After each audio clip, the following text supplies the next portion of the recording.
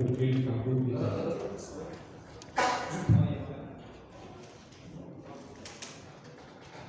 Bismillahirrahmanirrahim.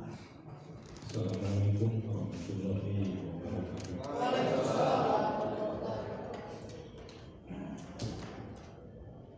Ada saudara saya di sini, penasihat yang terhormat, dan lain-lainnya di belakang ada rekan saya. Terima kasih hadir. Ada yang dari Garut, dari senior saya, jauh-jauh dari Garut datang. Terima kasih hadir, Mas Yono. Terima kasih hadir, Bapak Ibu yang kami muliakan, berkat rahmat dan karunia Allah Subhanahu Wa Taala. Alhamdulillah kita dalam keadaan sehat walafiat. Alhamdulillah.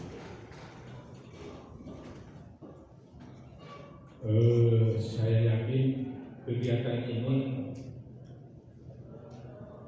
didengarkan oleh rekan-rekan kita dari kepolisian maupun dari TNI. Alhamdulillah, kalau ada saya senang, saya undang duduk di sini.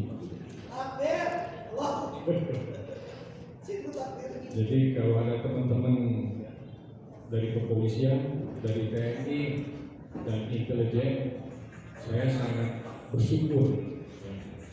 Silakan hadir di sini kalau berani. Karena kapan itu kita waktu diskusi panel awal-awal pembentukan RKP 2B, kita undang Kapolda, kita undang Pangdam. Nuanya itu, nuanya repot itu. Dan saya juga pernah dengan teman-teman ingin ketemu dengan Panglima TNI, Pak Kumis yang dari Angkatan Udara. 2 kali mengajukan surat, tidak dijawab, tidak ditanggapi, nggak berani juga. Melawan aki-aki rupanya bingung juga ya. Ini aki-aki non tadi yang gitu ya. Teman-teman polisi, teman-teman intelijen, teman-teman TNI, dengerin ini.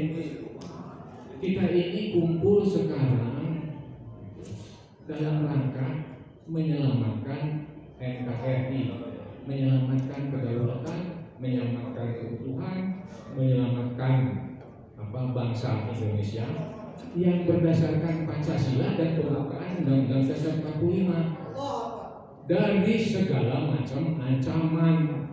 Nah, ancaman yang paling menonjol adalah ancaman oligarki neokomunisme.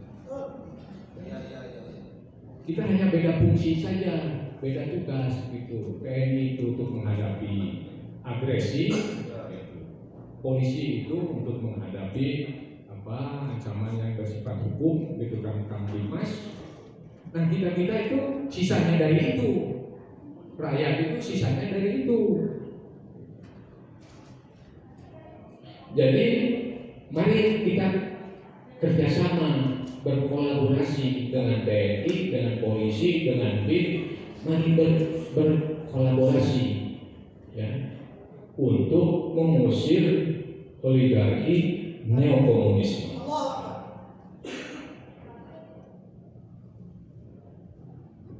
Sebelum melanjutkan, saya coba lagi cerita. Kalau di tentara gitu kan, untuk bertempur menyerang itu ada sasaran pokok, ada sasaran antara. Untuk mencapai sasaran pokok itu sasaran antara harus diselesaikan dulu, gitu kalau tentara. Nah, begitu sasaran antara sudah diselesaikan, itu ada kegiatan konsolidasi dan mobilisasi untuk melanjutkan ke sasaran pokok. Ini di tentara biasa kehidupannya. Begitu menyelesaikan sasaran antara, kita konsolidasi dan mobilisasi. Intinya dari konsolidasi dan mobilisasi ini membaca kekuatan kita ini tinggal berapa, kekuatan lawan ini berapa. Ini kan perintahnya juragan Sun Tzu, kan begitu. Kita harus baca kekuatan lawan, kita harus baca kekuatan sendiri. 1000 kali perang, 1000 kali menang. Itu kata Sun Tzu. Nah, doktrin tentara, kalau dia sak batalion lawan kita, doktrinnya itu di tentara harus 3 batalion. Gitu, untuk melawan 1 batalion itu kita harus 3 batalion. Tapi menurut Sun Tzu, benar kan ngomong saya Sun Tzu ini? Baliut juga itu 1 berbanding 5 menurut teorinya Sun Tzu. 1 batalion kita yang dalam ini 5 batalion. Terus lagi dalam membaca kekuatan ini, lawan kalau ada artileri medan, nah kita juga harus punya artileri medan. Kalau lawan punya kavaleri, kita juga harus punya kavaleri. Kalau lawan punya pesawat udara, helikopter, kita juga harus punya pesawat udara dan helikopter. Itu doktrinnya itu seperti itu. Nah, berdasarkan itu kita mobilisasi, kita organisir ulang gitu. Pasukannya akan merebut sasaran pokok ini, kita organisir ulang berdasarkan tadi bacaan-bacaan kekuatan lawan dan kekuatan sendiri. Diorganisir ulang atau dimobilisasi di situ, baru melakukan pertempuran berikutnya, gitu kan? Nah, kita juga kan seperti itu ya. Dulu tahun 45 kan menghadapi penjajah, sesepuh kita ya seperti itu ya, untuk menghadapi mereka. Ada konsolidasi, ada mobilisasi.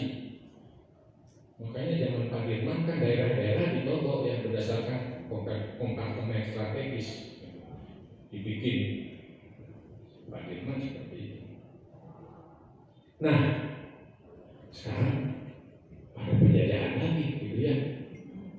Dulu dijajah oleh Belanda, sekarang dijajah Musang, dijajah Musang dan kawan-kawan, Musang dan Leo, Cina ya, Cina dan lainnya Naga. Ekonomi itu kan yang menjajah kita bidang ekonomi itu kan Singaparna. Utangnya paling besar itu kan dari Singaparna, ya. Bukan dari Musang, bukan. Nah, seperti itu penjajah kita. Selanjutnya, nah berdasarkan itu kita harus berbuat apa? Kan gitu, berbuat apa? Kita sedang dijajah, ancaman apa namanya? Bidangnya segala macam, kan sudah dijelaskan. Bidang ekonomi, banyak namanya.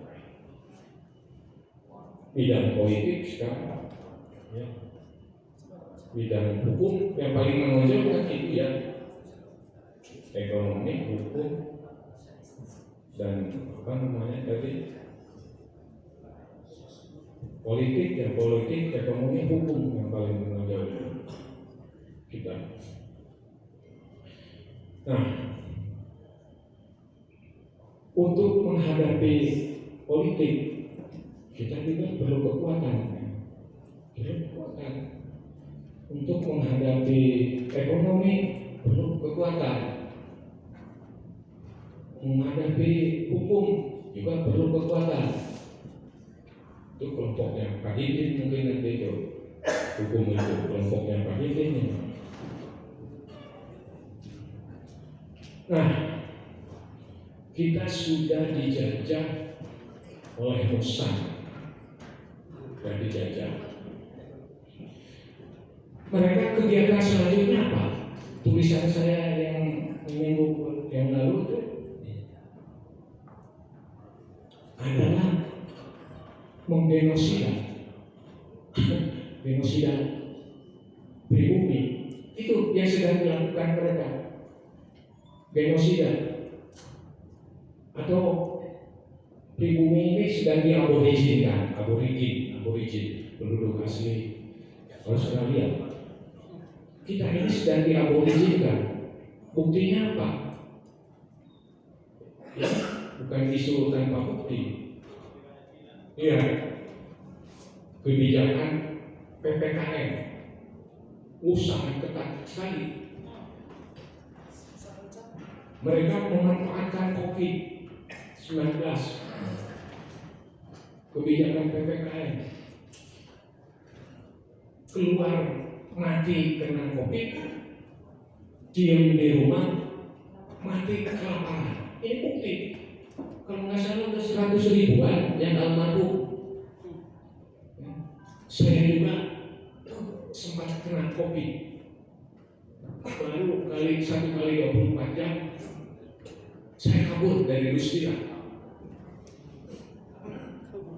Baru saya masuk jam 11 antri, baru dapat ruangan itu jam 7 malam.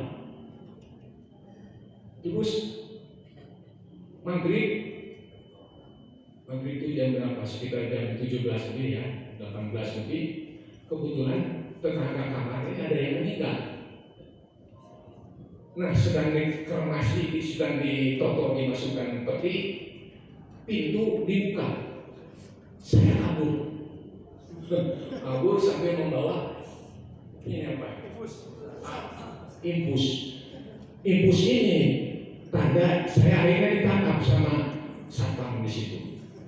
Mau kemana? Saya mau cari minum di situ. Saya mau cari makan. Saya udah pesan dari jam 1 minuman dan makanan, nggak dikirim-kirim. Saya di Nusirani kasih makan hanya sekali, makan siang, minuman hanya 3 aqua kecil sehari semalam. Dan aku kalau tinggal di sini di Nusirani bisa mati. Makanya saya kabur lah, alhamdulillah sekarang masih bisa ketemu. Teman-teman yang lainnya masuk besoknya meninggal, Saya alhamdulillah masuk besoknya saya kabur. Ini bukti bahwa COVID-19 dengan kebijakan-kebijakan PPKM adalah bentuk genosida. Nah, silakan aja rejim mau bawa saya, gitu kan? Ini benar. Yang kedua, karena utang banyak, kita dimiskinkan. Tadi bukti ada berapa ribu yang gantung diri.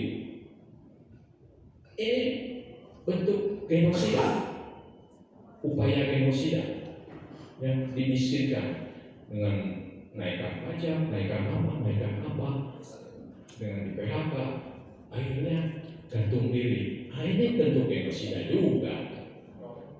Berikutnya apa bentuk genosida? Catat Pak Polisi.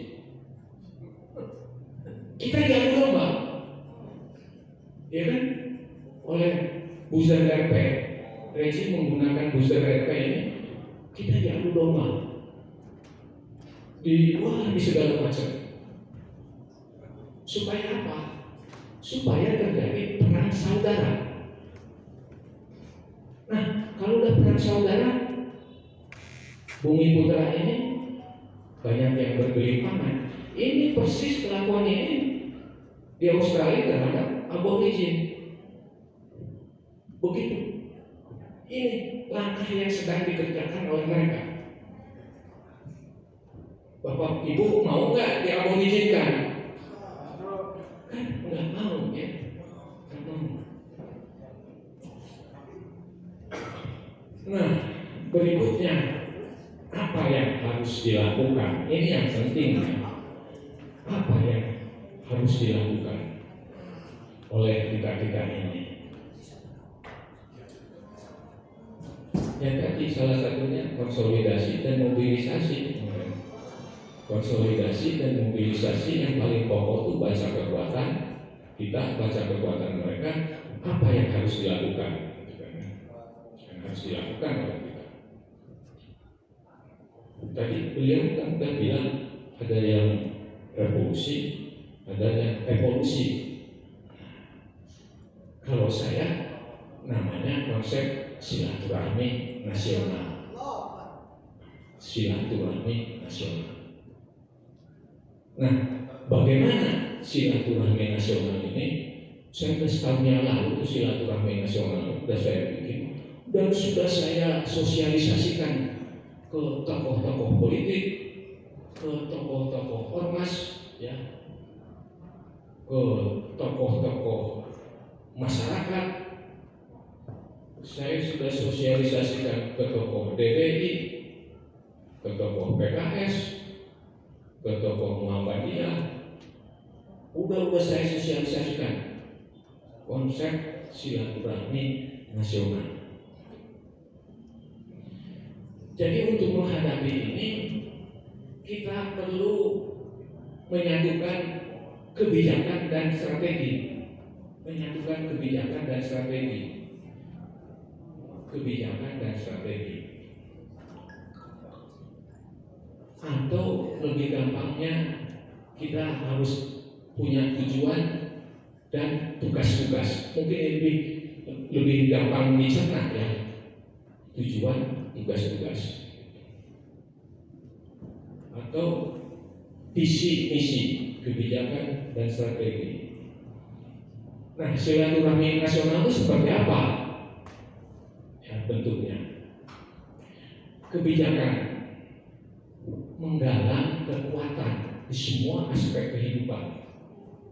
Aspek kehidupan kan ideologi, politik, ekonomi, sosial, budaya, teknologi, psikologi, hukum. Nah, itu harus disatukan. Menggalang kekuatan, harus digalang kekuatan. Kekuatan itu kan diperlukan. Ada di Al-Quran juga yang kita harus membentuk kekuatan itu ada kiai. Menggalang kekuatan di semua aspek kehidupan untuk menyelamatkan keutuhan dan kedaulatan NKRI yang berdasarkan Pancasila dan pembukaan Undang-Undang Dasar 45. Kenapa pembukaan? Karena bakat tubuhnya itu udah gak waras. Makanya saya pembukaan aja dan Pancasila. Dari ancaman, dari segala ancaman. Ancaman yang paling menonjol sekarang apa? Oligarki neokomunisme. Oligarki neokomunisme. Bukan rejim ancaman kita. Yang nunggangin rejim itu, gitu loh ya kan? Yang paling pokok itu. Ya. Yang nunggangin rejim itu, kalau yang nunggangin rejimnya udah pergi, nah, udah selesai acara. Bapak itu udah lemah. Kapten kapal pasti lemah dan kawan-kawan. Kalau yang mengganginya ini udah kabur, guna untuk apa? Untuk mewujudkan tujuan nasional yang merdeka, bersatu, berdaulat, adil dan makmur. Itu kebijakan strateginya, atau itu visinya, atau itu tujuannya. Saya tanya, tujuan nasional yang merdeka, bersatu, berdaulat, adil dan makmur bisa tercapai enggak dengan Undang-Undang Dasar 45 palsu? Enggak akan tercapai. Jadi salah satu tugas kita ya, misinya ya mengembalikan Pancasila dan Undang-Undang 45. Minimal dasar negara Pancasila ini dikerjakan gitu minimal. Kalau sekarang kan zaman Orde Lama, Orde Baru, Orde Reformasi, kan Pancasila tidak dikerjakan, tidak ditegakkan, tidak diaplikasikan, gitu kan? Tujuan nasional tidak akan tercapai. tanpa kembali lagi Pancasila dan 45. Ya, karena yang palsu ini batang tubuhnya itu udah kapitalisme, liberalisme, sekularisme, hedonisme, selanjutnya komunisme, barangkali gitu kan. Yang kedua, saya tanya, tujuan nasional bisa tercapai nggak kalau masih ada oligarki neokomunisme?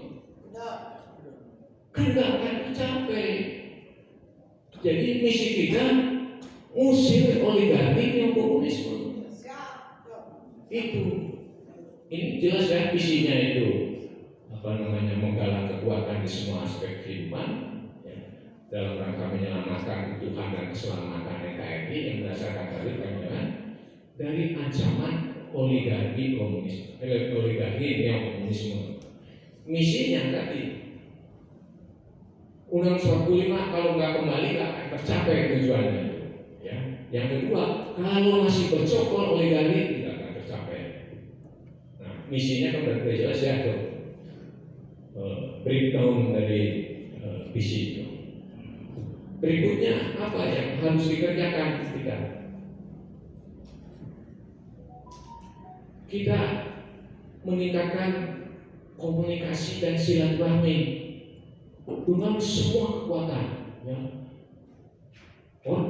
Ormas, ya, mahasiswa, guru, apalagi TNI, Polri, kita harus komunikasi. Ya. Itu kan hanya oknum-oknum aja di TNI dan di Polri, itu oknum-oknum aja. Yang benar-benar yang waras-waras banyak loh. Ya.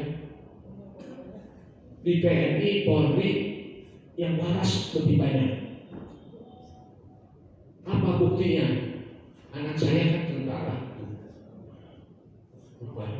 Begitu tulisan saya kemana-mana, langsung anak saya kan namanya Benny, papaku, itu tentara-tentara, itu papaku gue jempol. Jadi senang sekali dengan tulisan-tulisan saya itu, senang sekali itu buktinya. Itu yang dari Kalimantan anak saya. Yang anak saya di Kostrad, yang itu juga ada mantan sopir saya kan jadi anggota di Jawa Timur. Masalah papaku. Jadi alhamdulillah tulisan-tulisan yang kencang-kencang itu sudah nyampe ke prajurit-prajurit itu, sudah nyampe termasuk polisi. Jadi perlu meningkatkan silaturahmi dan komunikasi sehingga kita ini bisa melihat, ya kan, siapa yang cebong, siapa yang kampret kan begitu kan kelihatan dengan komunikasi, ya, dengan silaturahmi itu kan mapping ya, dengan mapping itu kan kelihatan mana yang cebong, mana yang kampret. Ini cepat aja bahasa tentara kan gitu kan, mana cebong, kampret. Banyak kampret. Nah, tugas kita menyatukan itu, ya. Menyatukan itu, meluruskan itu kepada siapa? Ya. Luruskan, berubah. Komunikasi. Selanjutnya ada yang meluruskan itu, tim pelurus itu. Seperti kita Pak Sabril bikin tulisan.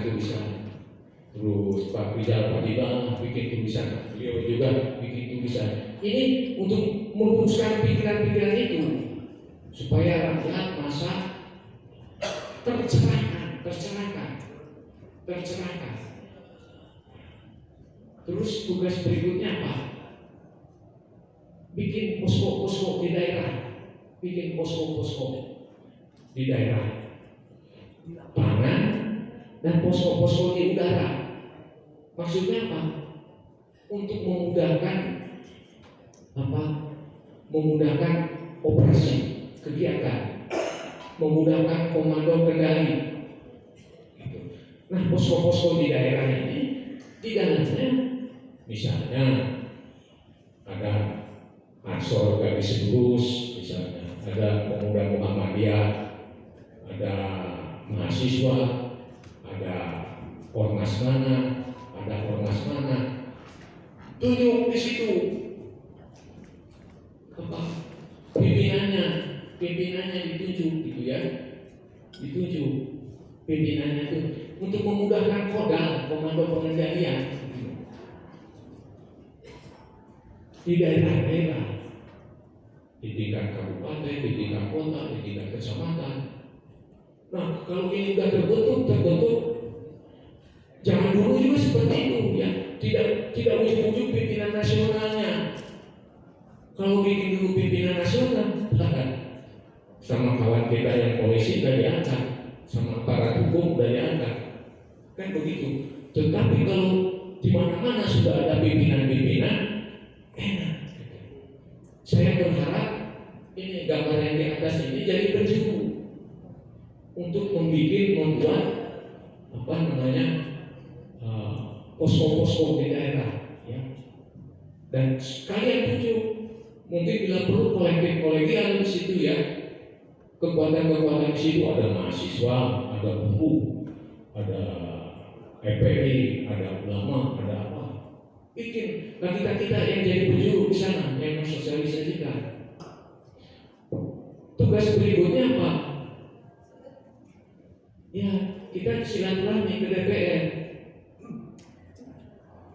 untuk dia berfungsi, berarti kan sesuai dengan hukum ya, untuk berfungsi. Ingatkan itu, kapten kapal sudah ditunggangi oleh oligarki neokomunisme. Ingatkan DPR yang sudah waras di sana, DPD ya. Nah, DPD ini dimanfaatkan gitu loh untuk jadi posko kita di sana. Kekuatan kita, bila perlu bikin dapur di komplek DPD itu, bila perlu bikin kemah di situ, ya.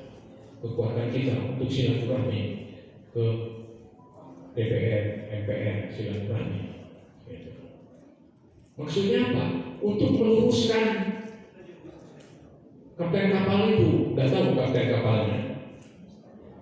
Nah, Bapak, itu kalian ini sedang menggendong oligarki, sedang ditunggangin oligarki. Mengingatkan. Kalau nggak bisa diingatkan,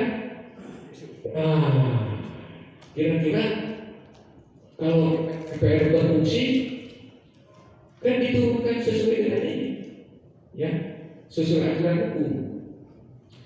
Kalau itu juga nggak didengar, ya, DPR MPR tidak berfungsi, kapten kapal juga tambah liar. Mari silaturahmi nasional, ya. Ini di seluruh wilayah, di kabupaten, di kota, di provinsi, di mana itu diatur supaya bodyguardnya oligarki neokomunisme itu diikat di sana, diikat gitu kan, sehingga kita lancar gitu komunikasinya kan, silaturahminya lancar, gitu kan, lancar. Ini diatur gitu.